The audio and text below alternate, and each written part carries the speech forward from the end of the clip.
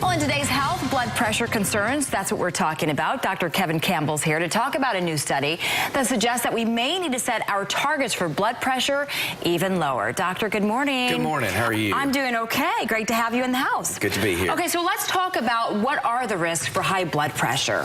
You know, so certainly there's lots that goes into this. It's just a generally unhealthy lifestyle when you have a little bit of obesity, family history is a part of it, and diet, where you have a diet high in salt content, can put you at risk for high blood pressure. Okay, so what's the American Heart Association saying about what the new standards should be and how we should treat those who are dealing with high blood pressure? So for the last several years, the guidelines have said that we want to treat people to a point of 140 on the top, over 90 on the bottom, or less.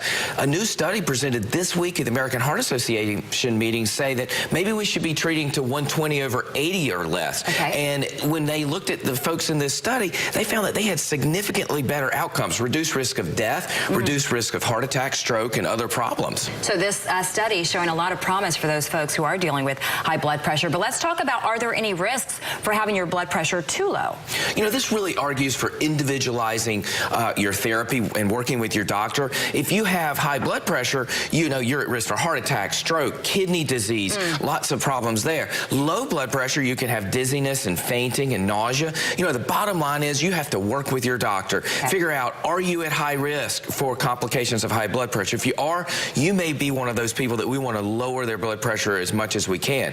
If you have other issues where maybe you have low blood pressure and you faint, then we have to be a little more careful about how aggressively we treat you. Okay, but doctor, I like how you ended this saying, hey, make sure you talk to your doctor and have a real good relationship with him or her. That's exactly right. Bottom line, engage in your own health care. Take control of your own heart health. Good to know. Dr. Campbell, thank you so much. Thanks if you want to reach out to the good doc, log on to our website at WNCN.com. You'll find all of his information this morning. All right, guys.